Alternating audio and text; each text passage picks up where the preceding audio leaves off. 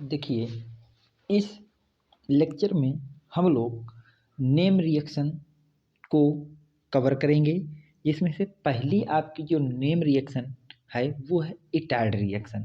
आज के लेक्चर में हम लोग इस चीज़ को समझेंगे कि इटार्ड रिएक्शन क्या होती है या इटार्ड रिएक्शन किस तरह से होती है। ठीक है, तो इटार्ड रिएक्शन एक नेम रिएक्शन है। तो उसमें क्या होता है कि क्रोमियम क्लोराइड को लेते हैं। इटार्ड रिएक्शन में क्या करते हैं भैया, हम लोग क्रोमिल क्लोराइड को लेते हैं। क्रोमिल क्लोराइड को लेते हैं। जिनको क्रोमिल क्लोराइड क्या होता है नहीं पता है, वो लोग ब्रैकेट में इसका फार्मूला लिख लेंगे, क्रोमियम डाइऑक्साइड डाइक्लोराइड। इस कंपाउंड को बोलते हैं आप लोग क्रोमिल क्लोराइड। इसको हम लोग ऑक्सीडाइज कराते हैं। इसका क्या कराते हैं भैया, ऑक्सीडाइजेस कराते हैं।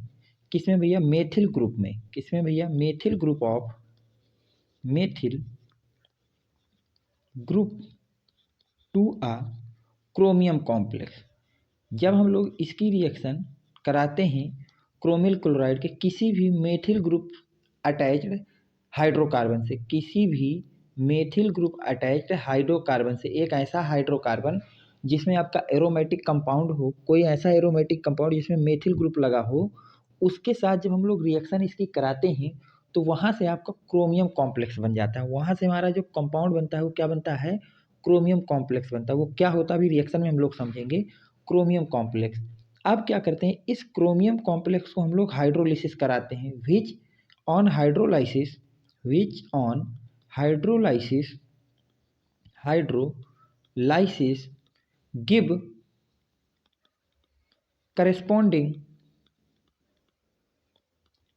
Corresponding benzaldehyde. तो वहाँ से वो क्या है, करेस्पॉन्डिंग क्या दे देता है भैया, बेंजल्डिहाइड दे देता है, benzaldehyde. This reaction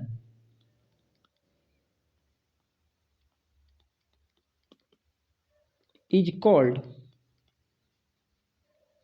Etard reaction,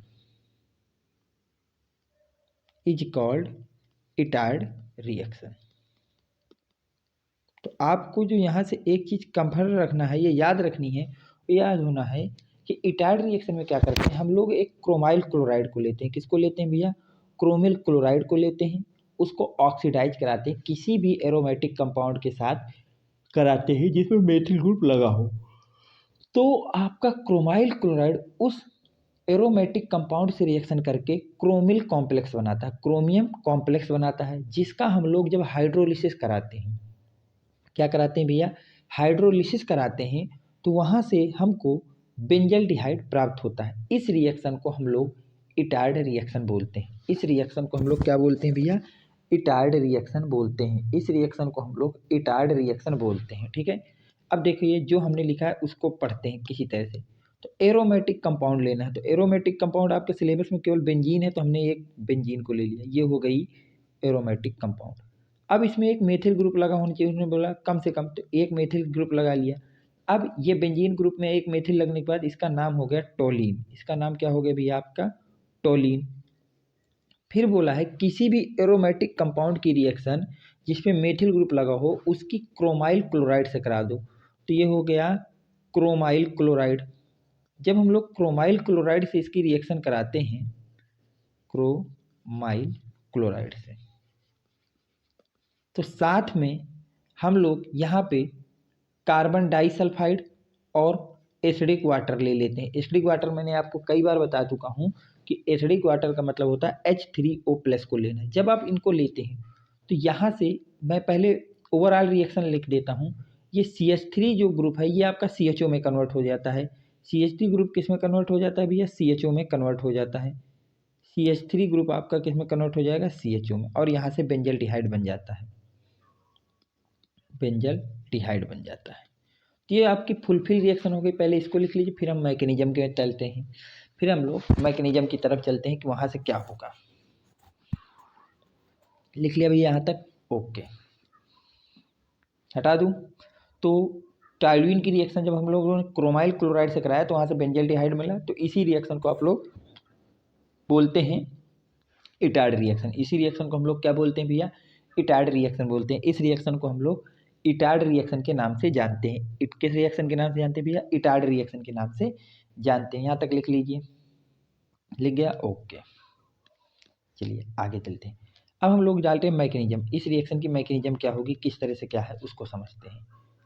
अगर हम लोग मैकेनिज्म को ध्यान से देखें तो मैकेनिज्म में आपको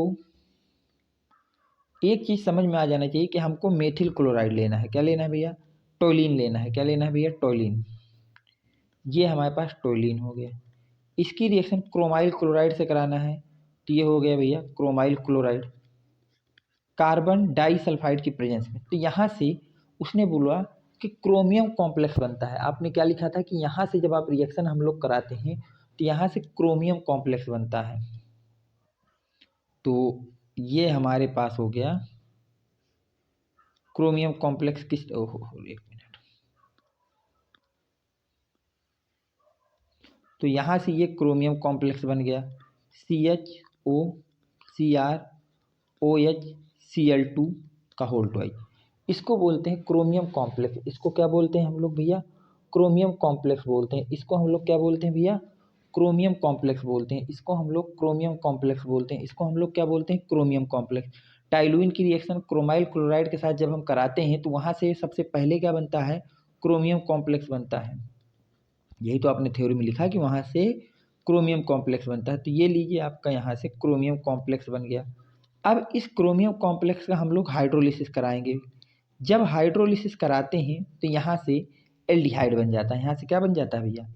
एल्डिहाइड बन जाता है। इस रिएक्शन को आप लोग क्या नाम देते हैं भैया? जिसका नाम होता है इस एल्डिहाइड का क्या नाम होता है? बेंजल्डिहाइड।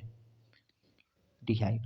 ये आपकी एक इटार्ड रिएक्शन होती है। ये आपका जो होता है ये किसके बात कर लिया आपने? इटार्ड रिएक्शन की बात कर ली। ये आपने किसकी बात की भैया? इटार्ड रिएक्शन के विषय में हमने स्टडी किया कि इटार्ड रिएक्शन क्या होती है। लिख लीजिए यहाँ तक।